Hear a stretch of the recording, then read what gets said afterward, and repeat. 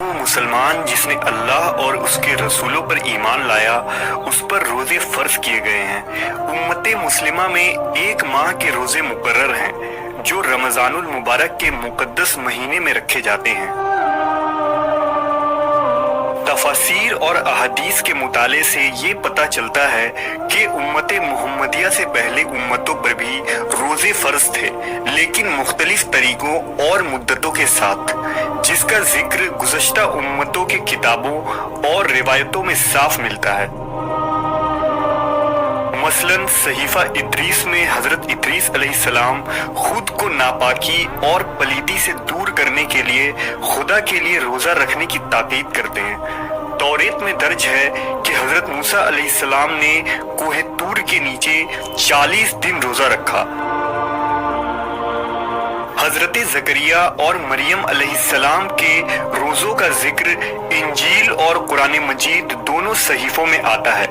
اسی طرح حضرت داؤد علیہ السلام اور سلیمان علیہ السلام کے روزے رکھنے کا ذکر بھی روایتوں میں صاف ملتا ہے۔ ظہور اسلام سے قبل عرب کے مشرکین بھی روزہ رکھا کرتے تھے، مگر اس کے اوقات اور قوانین مختلف ہوا کرتے تھے۔ سورہ بقرہ میں اللہ کا ارشاد ہے کہ اے ایمان والو، تم پر روزے فرض کیے گئے جیسے اگلے امتوں پر فرض تھے کہ تمہیں پرہیزگاری ملے۔ روزہ اسلام سے قبل مصریوں، یونانیوں، رومیوں اور ہندیوں میں بھی موجود تھا۔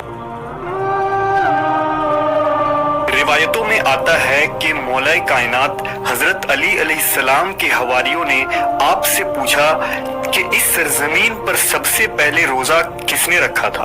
لہٰذا باب العلم حضرت علی علیہ السلام نے ارشاد فرمایا، سب سے پہلے روزہ حضرت آدم علیہ السلام نے رکھا تھا۔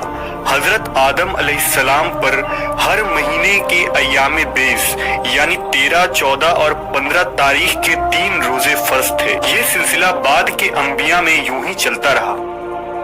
حضرت نوح علیہ السلام عید الفطر اور عید الاضحیٰ کے علاوہ ہمیشہ روزہ رکھتے تھے۔ اسی طرح حضرت داؤد علیہ السلام ایک دن چھوڑ کر ایک دن روزہ رکھتے تھے۔ حضرت سلیمان علیہ السلام 3 دن مہینے کے شروع میں، 3 دن درمیان میں اور 3 دن آخر میں کل 9 روزے رکھا کرتے تھے، اور حضرت عیسیٰ علیہ السلام ہمیشہ روزہ رکھتے تھے۔